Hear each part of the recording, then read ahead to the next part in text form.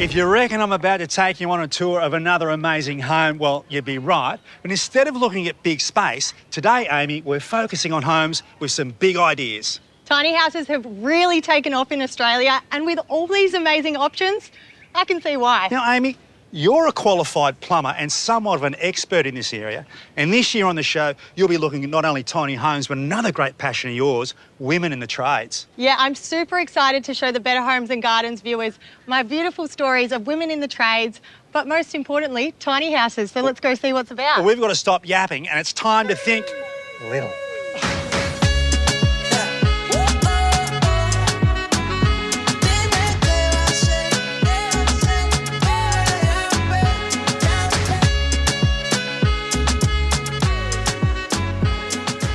Well, we might be looking at tiny homes, but this one comes with one great big deck. And why not? Outdoor entertaining. Now, important point, if you're putting a tiny home on a site, make sure you face it north so you can take full advantage of the sun.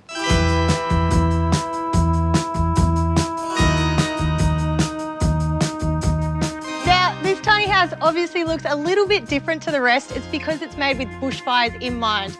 Fire-resistant materials and shutters on the windows. The best thing about tiny houses is you can custom build them to be completely off-grid, so you can put them in the most beautiful places around Australia. We're talking solar and inverter systems, gas, composting toilets. The world is your oyster.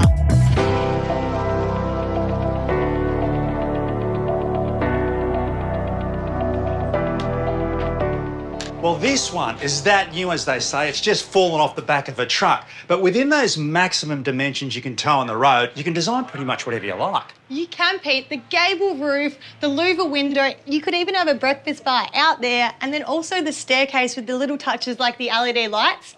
Perfect. Yeah, and it uses domestic materials on the cladding. It's Western red cedar and Colorbond steel. So it's got that real homely feel. I'm moving in. You love this one, don't I you? love it. Oh, look at the cute little bed. You know I go insane every time you have to catch a flight. Making yourself at home, are you? You've got to test these things out, I reckon. Yeah.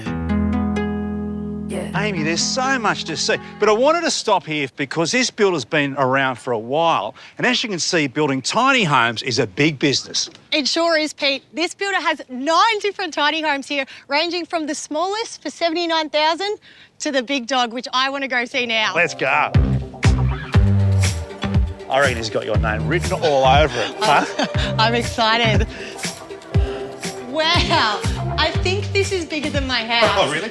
It's got a sense of mild grandeur with a 2-storey entry. It's 3 bedrooms, but this one maxes out what you can get on the road. It's 3 metres wide by 4.6 high. Definitely need an oversized sticker on the back.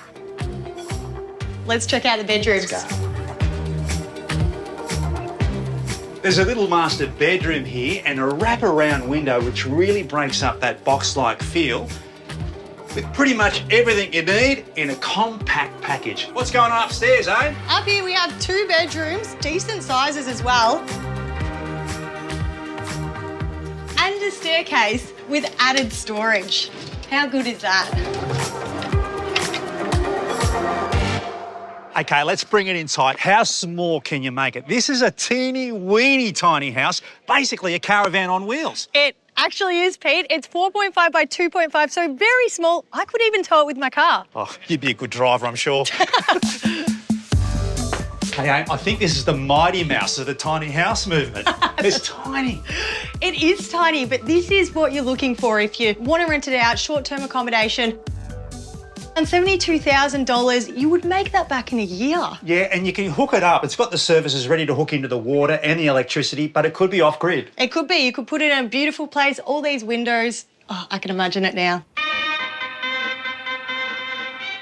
As well as traditional tiny homes, there are also portable saunas, floating tiny homes, geodesic domes, and shipping containers.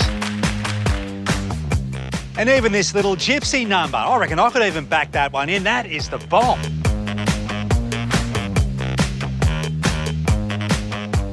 Talking about stepping it up. Well, you're not wrong. This is the most expensive on the lot at around 270 grand. But we've got kitchens, sitting rooms, even skylights. It's actually two tiny houses joint together. So it's joint right here, bolts in the bottom, flashings on the top, watertight, we're laughing. And I tell you what, some pretty impressive finishes as well. I think it's an important point to make, Amy, that most of the homes we've looked at today are classified as single tiny home units. They're like caravans on the site. But when you start joining units together, certainly in suburban areas, you may need to get council approval. Yeah, and your builder is always happy to help you through that process or even giving your local council a buzz. They'll sort you out.